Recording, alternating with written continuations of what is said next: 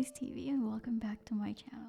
I thought about taking today light and easy, so join me as I pack my watercolor travel kit. I'll start with these blank watercolor postcards. These are excellent for traveling because the backside of each card has an address and message area, so basically it's mail ready. This watercolor paper also is of fine art quality, so it should be able to handle basic watercolor techniques. Speaking of watercolor, I just received this one from Jackson's Art. It's from Rembrandt, Luxury Pocket Box is what it's called. I normally don't bring with me my regular watercolor palette, so this one should be okay for traveling. I love that Rembrandt included a Sable brush along with 12 watercolor pens. I also make it a point to bring some stamps with me. This way I just have to stop at any USPS center to mail my postcards. For my watercolor sketches, this is my favorite pencil to use. It's a mechanical pencil. I will leave the link down below if you want to get it for yourself. And let me show you my favorite eraser for pencil drawings. It can really erase the most stubborn pencil marks on your paper, so I love that. But it can't erase your heartaches. I have a separate pencil case and I love this sharpener for that. This is a long point sharpener from Cum. In case my paper buckles or warps, I have these paper clips for extra support.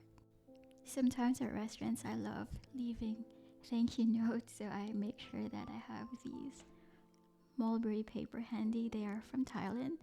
I got them from a mulberry paper source there. I keep my memory cards, or I store them in this mini tote bag just in case I feel inspired to document my painting or any other calligraphy work that I'm doing. I love this gray recycled mini tote bag from Packaging Decor. They sent me this one a long time ago, and the mini ziplock is just for extra protection. It's so cute and handy, but it can't store excess baggage or feelings. For very detailed work, I love bringing these micro brushes from Da Vinci.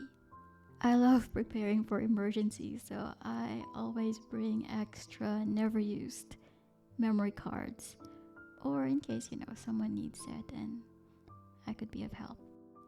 Alright, now that we have everything, let's start packing.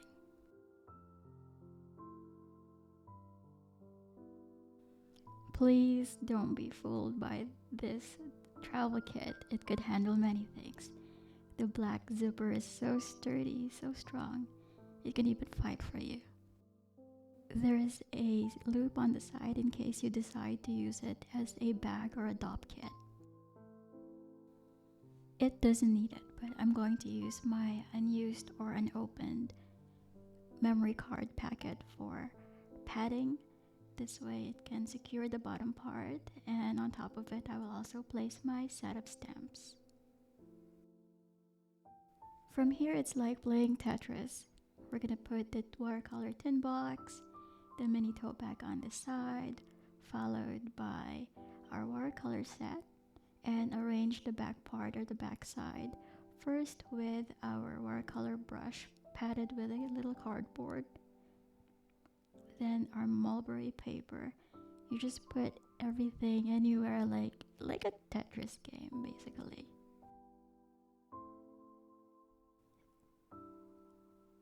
Put everything inside and then zip everything as if you're closing a new chapter. Joking aside, this travel kit or dop kit will fit inside your purse or your backpack or your luggage or carry-on luggage.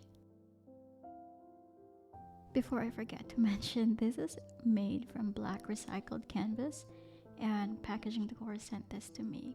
They also have this travel kit in gray. Well, thank you for joining me as I pack my watercolor travel kit. I just remembered that my watercolors are new, so I will be needing additional watercolor paper sheets for swatching.